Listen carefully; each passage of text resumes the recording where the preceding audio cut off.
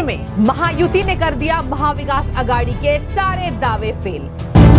उम्मीदवार घोषित करने में सबसे आगे रही भाजपा, 100 नामों पर मंथन तेज। इधर एमवीए में सीटों को लेकर अभी भी भयंकर सिरफुटअव्वल। एकनाथ शिंदे बोले महायुति ही बनाएगी सरकार। नमस्कार दर्शकों, आपका स्वागत है। द न्यूज देख रहे हैं आप, आपके साथ मैं सृष्टि मिश्रा। महाराष्ट्र चलिए, महाराष्ट्र में होने वाले हैं विधानसभा चुनाव। बहुत इंटरेस्टिंग। हरियाणा के बाद हरियाणा की जीत से भाजपा गदगद है, विपक्ष पार्टी पस्त है और इसी बीच महाराष्ट्र में तो गजब का टक्कर है, महाविकास आघाड़ी वर्सेस महायुति। अब ऐसे में मैं आपको बता दूं, एक तरफ जहां उद्धव ठाकरे, संजय राउत, कांग्रेस फेल है। फेल मैं इसलिए कह रही हूं क्योंकि लगातार इन्हें सीटों का मंथन मारा बच्चे लग रहा है। इन्हें सीटों का मंथन अब तक इन्होंने फिक्स नहीं किया। और बता दें आपको, सीट शेयरिंग को लेकर सबसे ज्यादा लड़ाई चल रही है महाविकास आघाड़ी में। शरद पवार, कांग्रेस कोई कम नहीं है, सब सिर्फ फटोवल कर रहे हैं। और इधर बीच महाराष्ट्र में एक बड़ी बैठक बुधवार को हुई है, जहां प्रधानमंत्री नरेंद्र मोदी की अध्यक्षता में, वहां पे बता दें आपको, भाजपा के दिग्गज नेता पीयूष गोयल, जेपी नड्डा, एकनाथ शिंदे, देवेंद्र फडणवीस सब मौजूद थे। और वहीं पार्टी सबसे आगे रही है यहां पर सीट मंथन को लेकर, उम्मीदवारों के लिस्ट जारी करने को लेकर। जो अभी आपको बता दें, भाजपा की पहली लिस्ट जल्द आने वाली है, लेकिन 100 नामों पर मंथन तेज हो गया है। जहां कहा जा रहा है कि 100 टिकटों पर विचार कर लिया गया है, किसको कहां से उतारा जाएगा।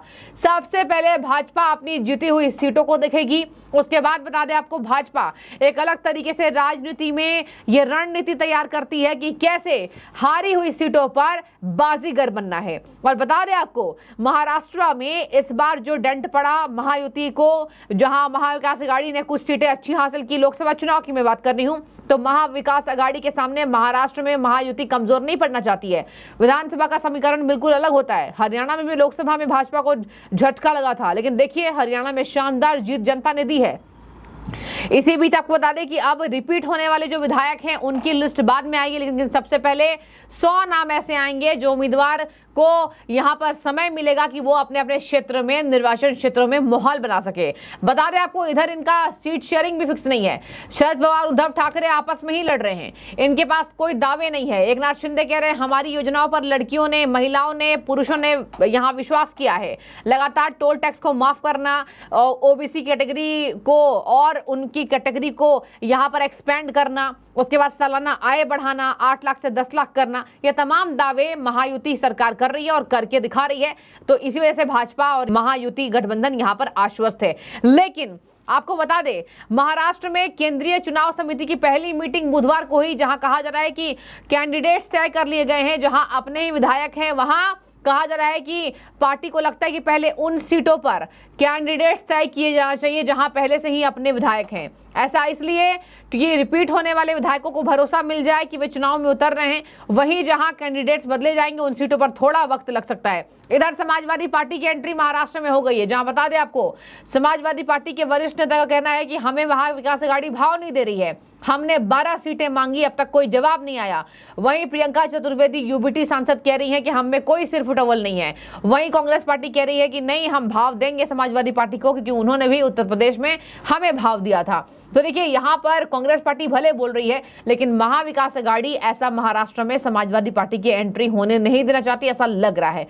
तो देखिए, अगर आप कंपेयर कीजिए तो दोनों पक्षों में गजबवार तकरार है और बार बार यहां पर महायुति आगे बढ़ रही है। एक बार मैं आपको सुनाती हूं कि एकनाथ शिंदे ने कितने आश्वस्तता से ये कहा है कि महायुति के रिपोर्ट कार्ड को देखकर, देखिए रिपोर्ट कार्ड देने का भी दिन आया, जहां पर महायुति के लिए कहा गया अलग अलग बातें। जहां भाजपा ने अपनी योजनाओं को रखा, महायुति ने, तो वही उद्धव ठाकरे भ्रम फैला रहे थे, कांग्रेस भ्रम की इनका सारा योजना फेल है। इस पर आपको सुनाती हूं दर्शकों की एकनाथ शिंदे ने क्या कहा।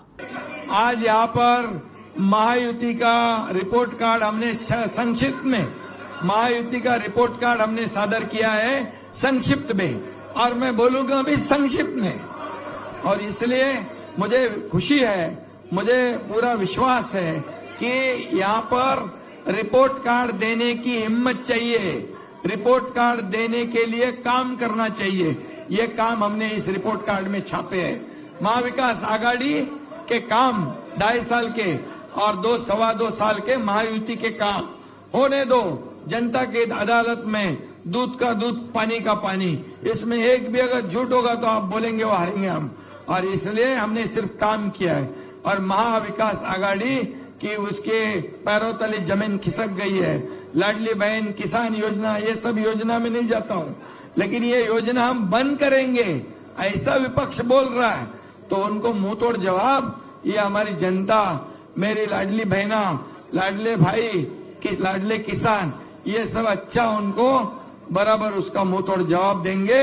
और आने वाले इस चुनाव में महायुति ने जो 2-2.25 साल में काम किया है, उसका काम का जो बोलते हैं मराठी में कामाची पोच पावती, ये जो है वो निश्चित रूप से देंगे।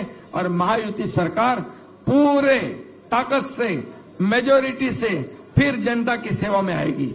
तो देखिए, इधर मैं आपको बता दूं, महाराष्ट्र में 216 सीटों पर चर्चा हो चुकी है, जहां 2 दिन में समाजवादी पार्टी में होगा समझौता, ऐसा कहा जा रहा है। महाविकास आघाड़ी के 216 सीटों पर समझौता हो चुकी है। अब देखिए, समझौता पता नहीं क्या होगा इनका, क्योंकि कांग्रेस तो अपनी अलग सीटें मांग रही है, कांग्रेस सबसे ज्यादा सीट मांग रही है। उसके बाद शरद पवार भी पीछे नहीं हट रहे हैं। यहाँ पर उद्धव ठाकरे कह रहे हैं मुझे ही सीएम बनाइए। ये तमाम सिर्फ फुटबॉल देखिए एक दिन का नहीं है, ये तमाम दिनों का है जो इनके चले आ रहे हैं। वहीं पर आपको बता दें, विधानसभा में विपक्ष के नेता विजय वडेट्टीवार ने गुरुवार को कहा कि महाविकास आघाड़ी द्वारा 216 सीटों पर चर्चा कर ली गई है और शेष सीटों पर आज की बैठक में चर्चा कर ली जाएगी।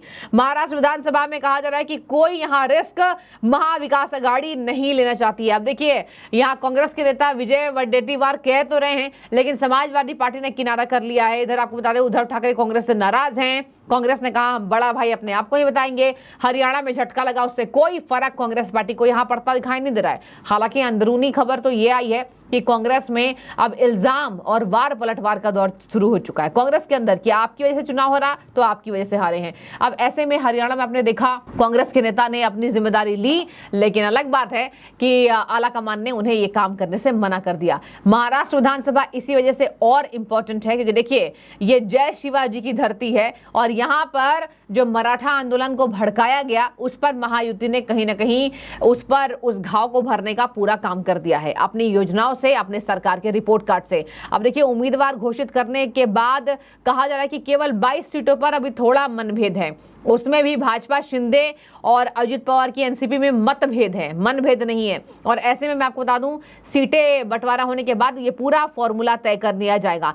भाजपा के प्रदेश अध्यक्ष चंद्रशेखर बावनकुले ने कहा, हम पहले अपनी सीटें जीती हुई पर मंथन कर रहे हैं, उसके बाद हम बाकी के मंथन करने को तैयार हैं। देखने वाली बात होगी कि अब एकनाथ शिंदे क्या फॉर्मूला तय करते हैं और तमाम महायुति सरकार किस तरीके से महाविकास आघाड़ी को ध्वस्त करेगी, पस्त करेगी। लेकिन महाराष्ट्र विधानसभा चुनाव बहुत इंपॉर्टेंट है। 20 नवंबर को चुनाव है, 23 को रिजल्ट घोषित किए जाएंगे। अगर महायुति जीत जाती है तो एक अलग कॉन्फिडेंस यहाँ भाजपा पार्टी में और केंद्र सरकार के बीच आता दिखाई देगा। और महाविकास आघाड़ी ने अगर काम अच्छा किया तो हो सकता है उनकी भी यहाँ पर गठबंधन की सरकार बन सकती है, लेकिन फिलहाल ऐसा मामला नजर नहीं आ रहा है। कमजोर कड़ियां इसी वजह से है क्योंकि अभी महायुति में मंथन हो चुका, महाविकास आघाड़ी में अभी भी जबरदस्त लड़ाई है और यह आन बान शान की लड़ाई। आप अच्छे तो मैं बड़ा भाई, तो मैं छोटा भाई, लेकिन कोई अपने आप को छोटा भाई मानने को तैयार नहीं है। कांग्रेस को लेकिन शरद पवार, उद्धव ठाकरे भाव नहीं देना चाहते। आपकी जो भी राय हो कमेंट कीजिए। शुक्रिया।